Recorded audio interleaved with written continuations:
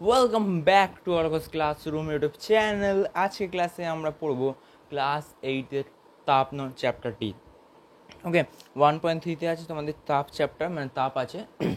এই চ্যাপ্টারটি আজকে আমাদের ভিডিওতে পড়ানো হবে, পড়বো আজকে। তাপ নিয়ে তোমরা আগেও পড়েছো, ক্লাস 7-এও ছিল তাপ। তাপ জিনিসটা তোমাদের কাছে নতুন নয় একদমই। সো তাপ নিয়ে ওরকম কিছু বলার নেই, ফার্স্টে ইন্ট্রোরকম কিছু দেওয়ার নেই। তোমাদের যেগুলো সিলেবাসে আছে সেগুলোই আজকে শুধু পড়বো। তাপ কি? তাপ যেটা আমরা মানে তাপের পরিবহন, তাপের পরিমাপ, তাপের একক, এগুলো প্রথমে আছে আমাদের। ওকে, তাপ পরিমাপ করে কি দিয়ে? তাপ পরিমাপ করা হয় তোমাদের বই যেটা আছে ক্যালোরি দিয়ে। ক্যালোরি দিয়ে কিন্তু আমরা তাপ পরিমাপ করি, আর উষ্ণতা পরিমাপ করি কিন্তু ফারেনহাইট, সেলসিয়াস এগুলো দিয়ে। তাপ পরিমাপ করার জন্য একটা সূত্র আছে, সেই সূত্রটা দিয়ে কিন্তু তোমাদের অঙ্কও আসবে।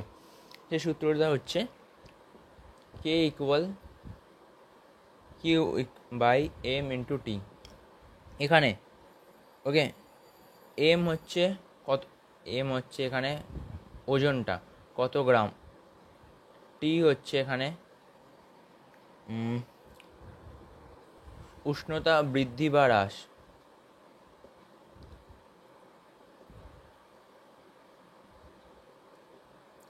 গ্রাম মানে এটা মেনলি এটা ভর বোঝাচ্ছে, মানে যে পদার্থের তাপ মাপছি তার ভর। আর কিউ বলতে বোঝাচ্ছে তাপ গ্রহণ বা তাপ বর্জনের পরিমাণ,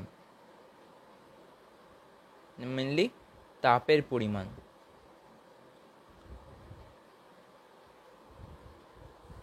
এখানে কে বলা হয় আপেক্ষিক তাপ। কি বলে? আপেক্ষিক তাপ। আপেক্ষিক তাপ আমরা জিনিসটা পরে পড়ছি, আগে পড়বো ক্যালোরি বলতে কি বুঝি। 1 গ্রাম বিশুদ্ধ জলের উষ্ণতা, ওকে, আমাদের কাছে যদি কোনো 1 গ্রাম বিশুদ্ধ জল থাকে,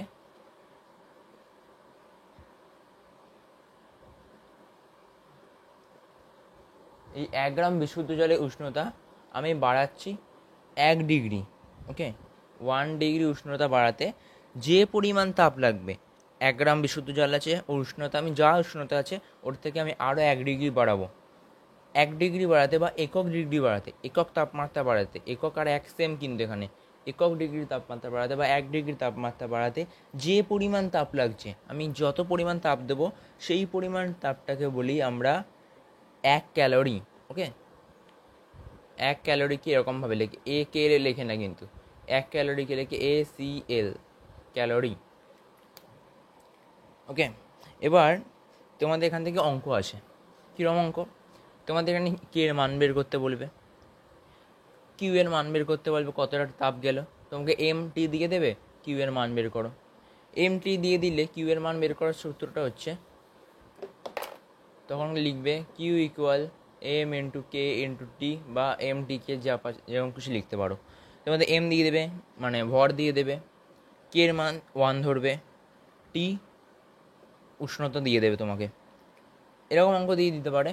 একটা হয়তো দিল 60 গ্রাম ওজনের কোনো বস্তু আছে, আগে উষ্ণতা ছিল, কে এর মানটা 1 ধরে নিলাম, টি এর মানটা না বিয়োগ করে লিখতে হয়, আগে যা উষ্ণতা ছিল তারপর উষ্ণতা কত হলো সেটা হচ্ছে টি এর মান। ধরো আগে উষ্ণতা ছিল 10 ডিগ্রি, 10 ডিগ্রি ছিল আগে, আমি উষ্ণতা বাড়ালাম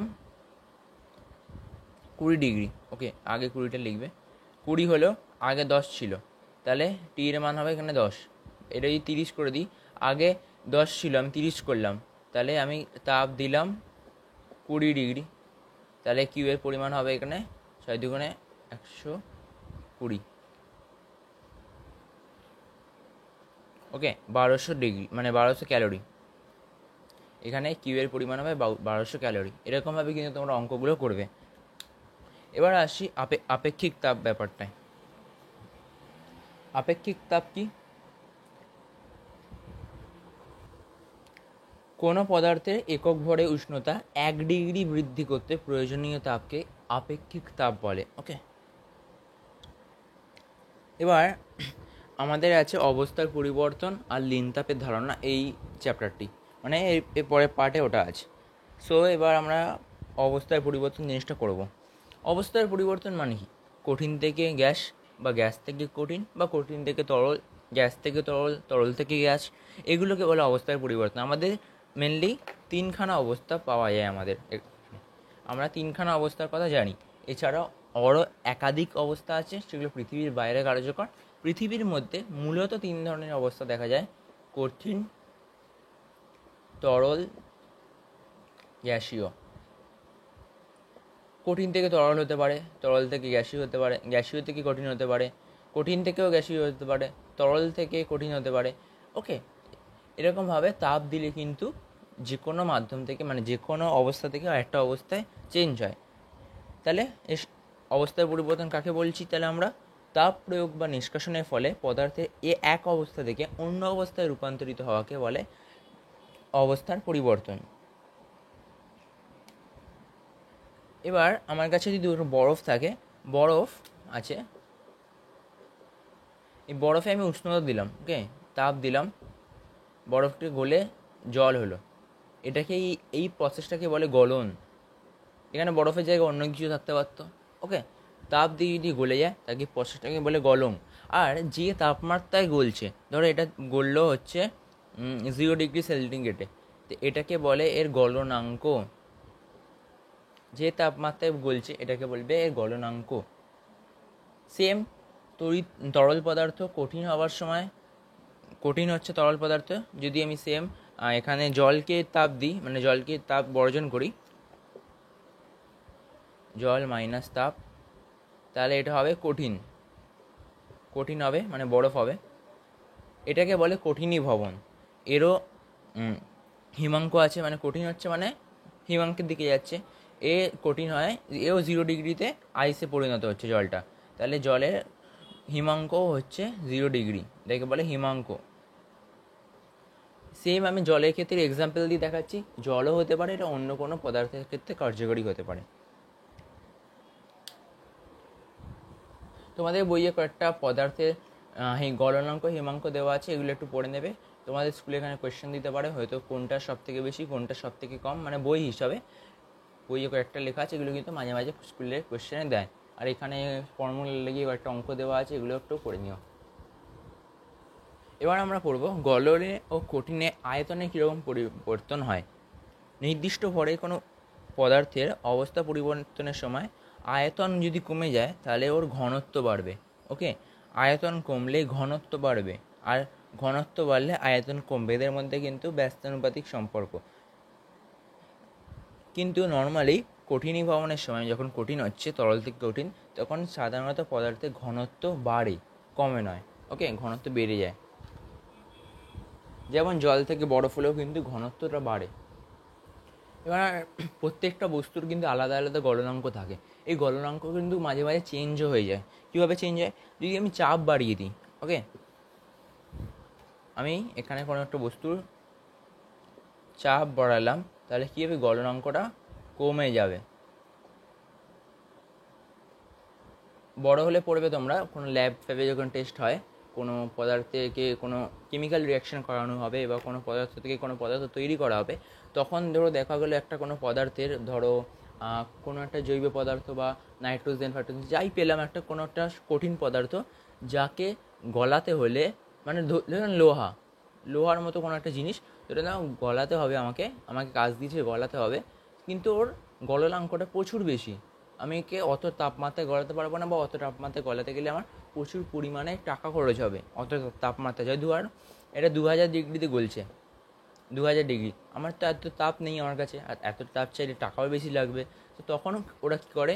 তখন ওর মধ্যে কিছু মেশায়, একটা উপায়, কিছু মেশালো, গলনাঙ্ক কমে গেলো, বা ওর মধ্যে চাপ দিলেও কিন্তু গলনাঙ্ক কমে যায়। এরকমভাবে কিন্তু এরা প্র্যাকটিক্যাল ইউজ হয়। এবার দুটি বরফ কঠিন নেওয়ার সময় দুটো বরফ থেকে জুড়ে যায় কেন, এটা ব্যাপারটা একটু বুঝবো আমরা এখন। আমরা জানলাম চাপ বাড়লে বরফের গলনাঙ্ক কমে যায়। বরফ না, যে কোনো কঠিন পদার্থটি কমে যায়, কিন্তু আমি বলছি বরফের ক্ষেত্রে। ফলে চাপ ধরার সময় দুটি বরফের সংযোগস্থলে গলনাঙ্ক কমে যায় ও বরফ গলে জল হয়। যখন চাপ সরিয়ে নেওয়া হয় তখন গলনাঙ্কটা আবার বেড়ে ও গলে যাওয়ায় ওই অংশ আবার বরফে পরিণত হয়, ফলে বরফের টুকরোগুলো জুড়ে যায়। কে বুঝলে?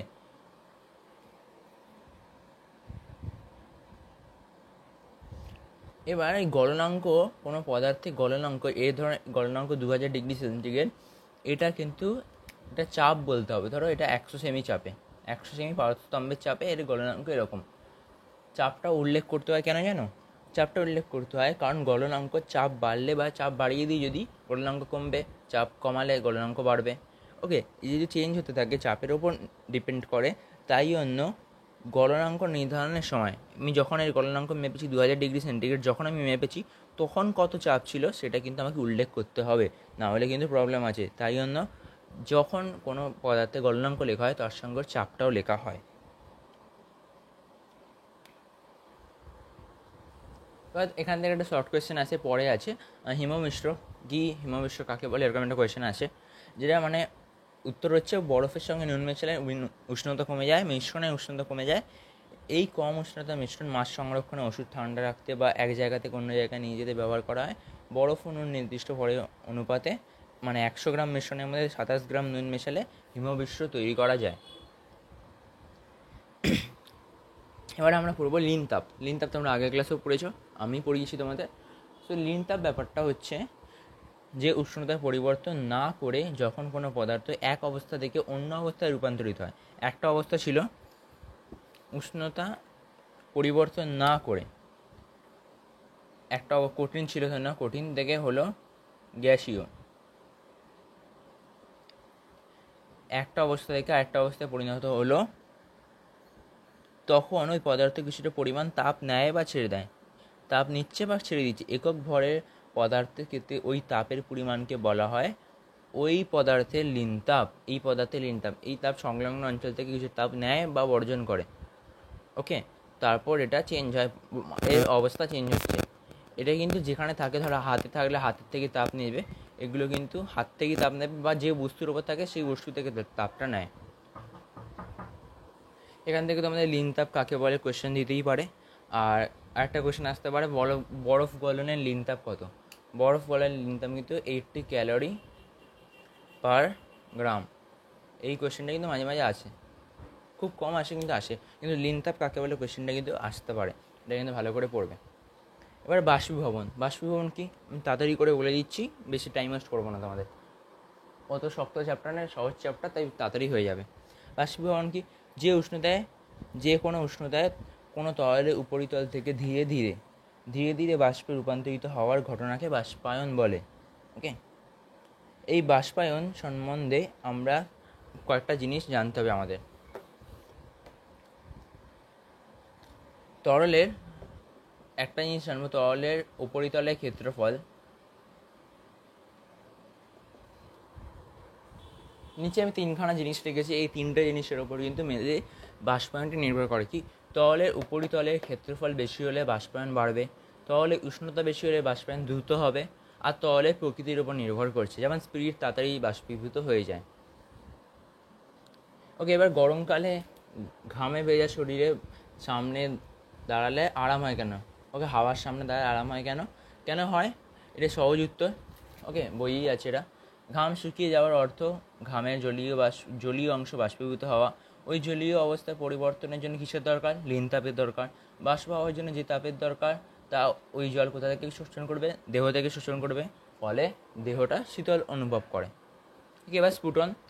স্ফুটন কোনো ব্যাপারই না পড়া, একটি নির্দিষ্ট উষ্ণতায় তরলের সমগ্র অংশ অতি দ্রুত বাষ্পীভবনের প্রক্রিয়াকে স্ফুটন বলে, তাড়াতাড়ি বাষ্পীভূত হয়ে যাচ্ছে, এটাকে বলা হয় স্ফুটন।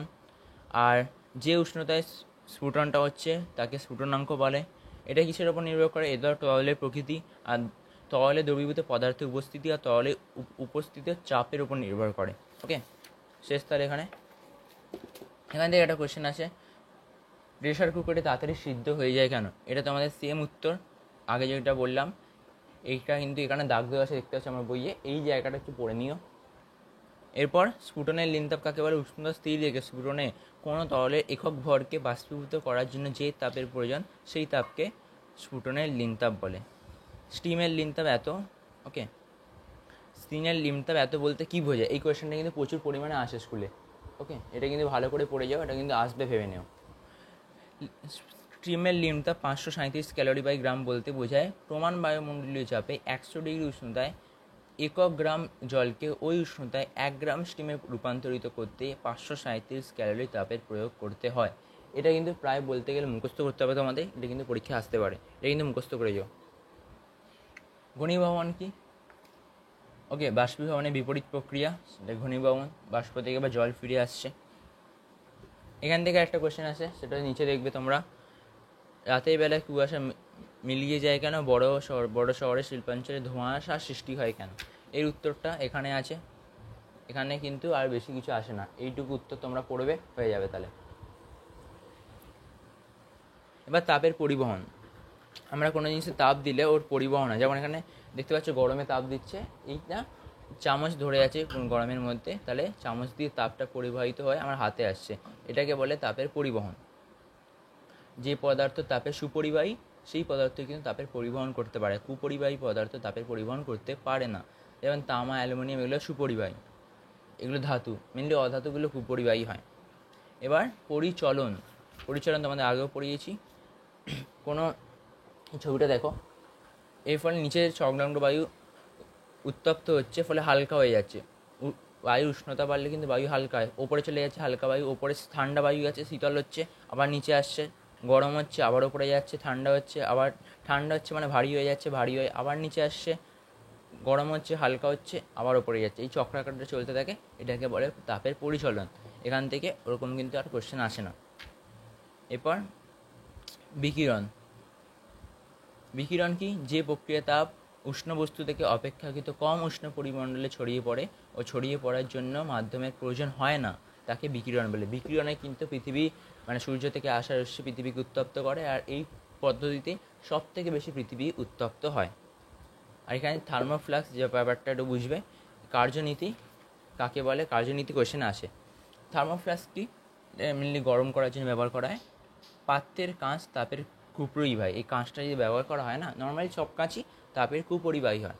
পাত্রটি মুখ খেয়েও ছিপি তাপের কুপরিবাহী, মানে ছিপি কিন্তু তাপের সুপরিবাহী হতেও পারে, কিন্তু এতে কুপরিবাহী হয়। পাত্রটি কাঁচ দিয়ে তৈরি অংশের চারপাশ কুপরিবাহী পদার্থ দিয়ে ঘেরা, ফলে পরিবহনের সাহায্যে তাপ সঞ্চালন ব্যাহত হয়, মানে ভেতরের তাপ বাইরে আসতে পারে না, বাইরের তাপও ভেতরে আসতে পারে না। আবার দুই দেয়ালের মাঝখানে প্রায় বায়ুশূন্য থাকে, পরিবহন ও পরিচালন পদ্ধতিতে প্রার্থী বাইরের তাপ ভেতরে ও ভেতরের তাপ বাইরে যেতে পারে না। ভেতরে বাষ্প না থাকায় পরিচালনও কাজ করবে না, পরিবহনও কাজ করবে না, তাই জন্য উষ্ণতা কোথাও যেতে পারে না। বিকিরণ প্রক্রিয়ায় বাইরে থেকে তাপ ভেতরে প্রবেশ করার সময় প্রথম দেওয়ালে প্রতিফলিত হয়, ফিরে যায়, মানে ভেতরে ঢুকতে পারে না। ভেতরের তাপও বাইরে যাওয়ার সময় মানে বাইরে বেরোতে পারে না। তাপে বিকিরণ অনেক কম হয়। এখানে তাপের এই আচরণ আলোর প্রতিফলনের ধর্মের মতো হয়, মানে আলো যেমন একদিক থেকে এসে ধাক্কা খেয়ে ফিরে যায়, এখানেও কিন্তু তাপ আসছে, ধাক্কা খেয়ে ফিরে যাচ্ছে, তাই জন্য এটা এরকম বলছে। আর ফলে অনেকক্ষণ ধরে ফ্লাক্সে শীতল বস্তু শীতল আর উষ্ণ বস্তু উষ্ণ থাকে, এটাই হচ্ছে এর কার্যনীতি। তাহলে আমাদের এই চ্যাপ্টারটা শেষ হয়ে গেল। এই চ্যাপ্টার থেকে বেশি কোয়েশ্চেন আসবে না, ভেবে নিও। মেন যেগুলো বললাম ওগুলোই পড়ে যাও, তাহলে কিন্তু তোমাদের পেয়ে যাবে। আর এখানে ইগলুটা একটু পড়ে নিও, এগুলো আসে না বলে পড়াইনি আমি, বললাম না ইগলু সহজ। কি বরফ দিয়ে একটা ঘেরা থাকে বাড়ির মতো, সেটাকে ইগলু বলে, এইগুলো আসে না হতো। মেন যেগুলো বললাম সেগুলো বেশি আসে পরীক্ষা, তাই ওগুলো বললাম। সো আজকের ক্লাসে আমি এখানে শেষ করছি। ভিডিওটি ভালো লাগলে লাইক করে দিও, আর চ্যানেলটি সাবস্ক্রাইব করে দিও তোমরা। আর কোনো ডাউট থাকলে কমেন্ট বক্সে জানিয়ে আমি তোমাদের রিপ্লাই দেওয়ার ট্রাই করবো। ওকে, তো দেখা হচ্ছে পরের ভিডিওতে। আসির জন্য বাই বাই।